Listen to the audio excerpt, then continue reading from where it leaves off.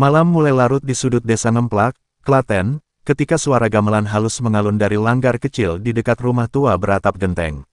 Di sana, seorang lelaki sepuh sedang duduk bersila, di depan tumpukan topeng, kendang, dan wayang kayu tua yang sudah mulai lapuk dimakan usia.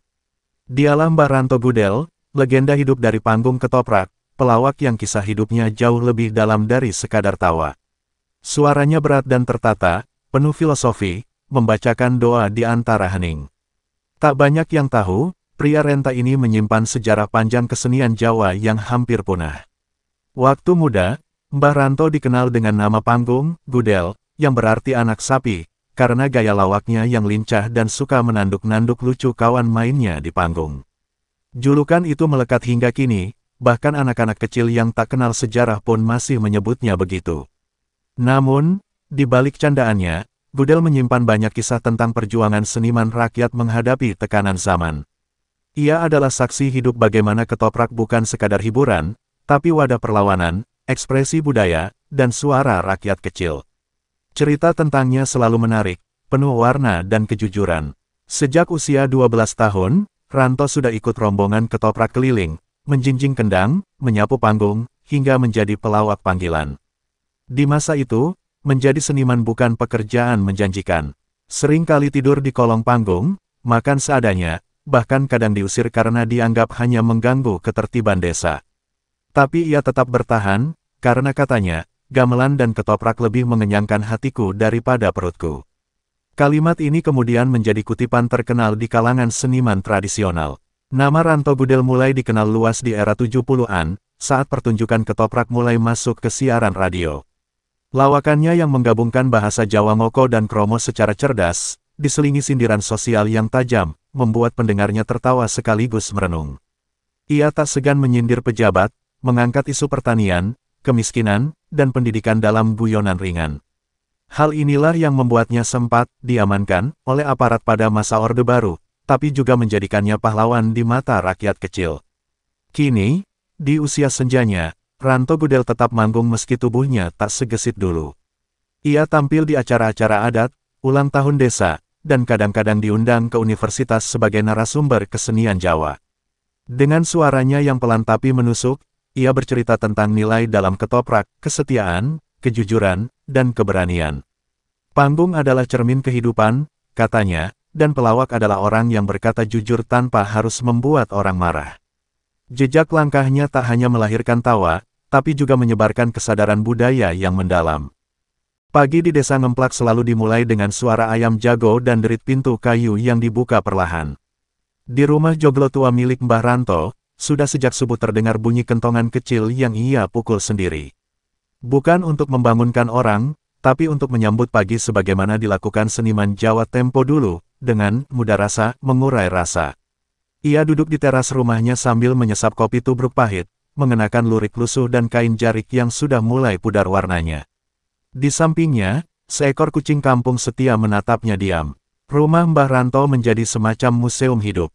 Dindingnya penuh foto lawas, dirinya bersama grup ketoprak, saat pentas di halaman Keraton Solo, atau sedang duduk bersila berdampingan dengan seniman legendaris seperti Pak Kasur dan Ki Hadi Sugito. Di salah satu sudut tergantung belangkon miliknya yang paling tua, konon, itu yang ia kenakan saat pertama kali tampil di panggung besar tahun 1969 di Pasar Seni Taman Hiburan Rakyat.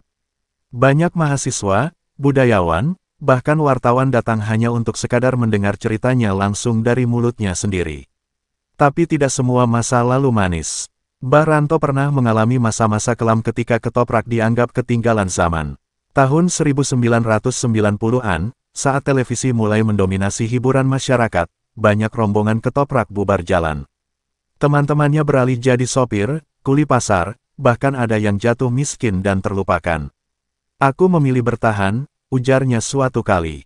Walau kadang pentas cuma ditonton 5 orang, tapi aku tahu, 5 itu lebih bernilai daripada 1000 yang menonton tapi tak mengerti. Kalimat itu membuat banyak orang muda menangis mendengarnya. Salah satu cerita yang paling dikenang adalah saat Mbah Ranto tampil di acara Malam Tirakatan Kemerdekaan RI tahun 1995. Saat itu, ia membawakan lawakan tunggal yang menyindir harga sembako dan birokrasi desa. Penonton tertawa keras, tapi kepala desa waktu itu tak senang. Ia dipanggil ke balai desa dan ditegur keras. Tapi seminggu kemudian, giliran kepala desa yang minta dibuatkan skrip ketoprak untuk kampanye pemilihan. Lucu, iya, kadang yang tersinggung justru akhirnya paling butuh, kenang Ranto sambil terkekeh kecil. Kini, meski jarang tampil di luar kota karena faktor usia, Mbah Ranto masih melatih anak-anak muda desa untuk bermain ketoprak. Ia mengajarkan bukan hanya teknik pentas, tapi juga filosofi, kapan harus berbicara, kapan harus diam, dan kapan harus mengalah. Baginya, seni bukan sekadar penampilan luar, tapi kekuatan batin yang dibentuk dari kejujuran dan kesabaran. Ia percaya, selama masih ada satu anak muda yang mau mendengar, maka ketoprak tak akan mati. Dan selagi suara tawa masih bergema, jejak langkah Gudel akan terus hidup. Dari sekian banyak panggung yang pernah diinjak Mbah Ranto, satu yang paling membekas baginya adalah panggung ketoprak Sri Mulat di Surakarta. Meski ia bukan anggota tetap Sri Mulat, namun pernah beberapa kali diundang tampil karena gaya lawaknya yang khas. Di sana, ia bersua dengan tokoh-tokoh kawakan seperti Gepeng, Basuki, dan Tesi.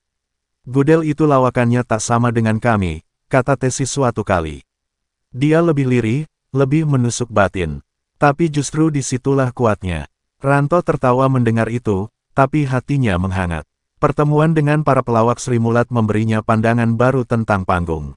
Ia sadar, lawakan tak melulu harus berteriak dan ramai. Ada kekuatan dalam jeda, dalam diam, dalam lirih yang menusuk kalbu. Maka sejak itulah ia mulai mengembangkan gaya, guton titila rasa, lawakan yang menyisipkan filosofi, menggunakan analogi dari kehidupan sehari-hari. Ia pernah melawak tentang orang menanam jagung yang tak mau menyiram tapi berharap panen besar. Itu seperti pejabat yang tak kerja tapi ingin dipuja, katanya, dan seluruh penonton pun tergelak. Tak semua orang langsung mengerti gaya barunya. Beberapa penonton, terutama yang mencari tawa cepat, merasa lawakannya lambat dan terlalu serius. Tapi Ranto tak goyah. Ia percaya bahwa seni itu soal proses, bukan reaksi instan. Kalau mau lucu yang cepat, nonton video TikTok saja, sindirnya suatu malam sambil tertawa kecil. Ia mulai mengajar lawakan berbasis pesan, lawak yang merasuk hati, bukan sekadar mengocok perut. Banyak anak muda akhirnya tertarik, karena merasa ketoprak bukan cuma hiburan, tapi juga ajaran hidup. Di luar panggung, Mbah Ranto adalah sosok sederhana. Ia hidup dari hasil kebun kecil di belakang rumahnya, menanam singkong, cabai, dan pisang. Sesekali ia jual di pasar, tapi lebih sering dibagikan ke tetangga. Hidup ini jangan dipikir ribet, katanya, kalau kita bisa membuat orang lain tertawa dan kenyang, itu sudah ibadah. Kalimat seperti ini sering dikutip oleh para jurnalis budaya dan dosen-dosen seni dari perguruan tinggi di Jogja dan Solo yang sering datang menemuinya. Ia tak pernah merasa penting, tapi semua orang menganggapnya warisan berharga. Anak-anak desa menyebutnya, Simbahe Guton, kakek pelawak. Mereka senang duduk di tikar depan rumahnya saat malam Jumat, mendengarkan dongeng tentang panggung, lawak, dan petualangan zaman dulu. Kadang ia menceritakan bagaimana dulu ia berjalan kaki dari Klaten ke Boyolali hanya untuk pentas, menginap di Langgar, lalu esoknya berangkat lagi ke Magelang. Semua diceritakan dengan jenaka, penuh tawa dan pesan tersembunyi. Ranto tahu, masa tua bukan untuk dilupakan, tapi untuk diwariskan. Salah satu aspek yang paling disukai orang dari Mbah Ranto adalah kemampuannya menirukan suara dan gaya tokoh-tokoh terkenal, baik dari kalangan pejabat maupun tokoh pewayangan. Ia bisa menirukan suara Soeharto dengan presisi, lalu mengubahnya menjadi sindiran halus tentang kepemimpinan.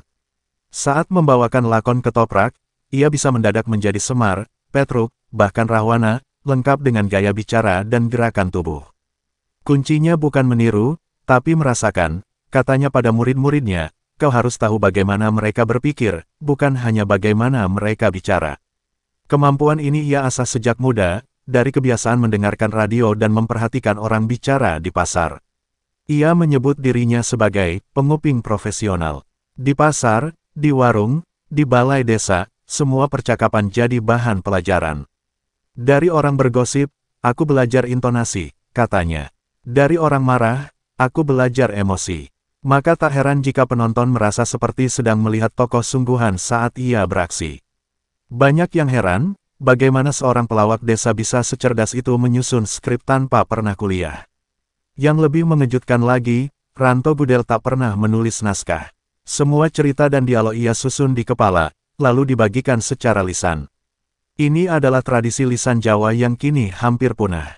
Beberapa kali dosen dari ISI Institut Seni Indonesia mencoba mendokumentasikan semua cerita Ranto ke dalam bentuk buku dan rekaman digital. Tapi ia hanya tersenyum. Kalau semua ditulis, nanti orang jadi malas mendengar, ujarnya. Ia ingin ilmunya diwariskan secara langsung, dari mulut ke telinga, dari hati ke hati.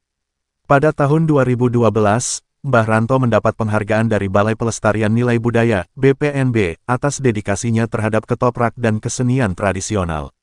Saat diberi piagam dan uang kehormatan, ia hanya menunduk, lalu berkata, "Yang membuat saya hidup bukan ini, tapi tepuk tangan anak-anak yang mau belajar."